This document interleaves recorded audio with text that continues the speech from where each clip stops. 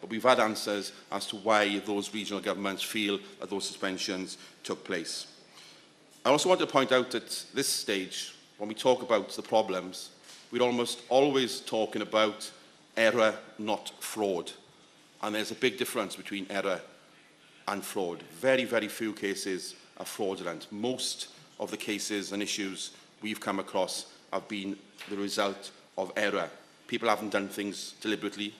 It's not fraud, it's error. And I wanted to make sure that the press were absolutely clear on that point.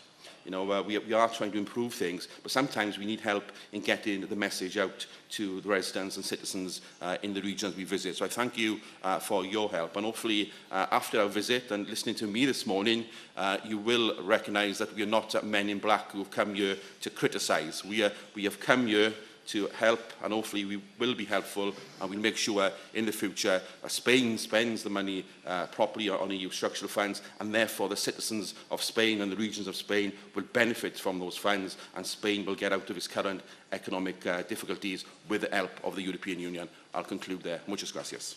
And I think in general we would say yes, and improvements have been made, but maybe there's some issues to be looked at in the future. One of them is the second point you raised about the complex nature of the structure. 145 intermediate bodies, for example, managing EU structural funds. That is going to make it more complex. But we're not saying at this stage that Spain should change that. What we're saying is perhaps Spain should take a look at that. We're not here to tell Spain what to do.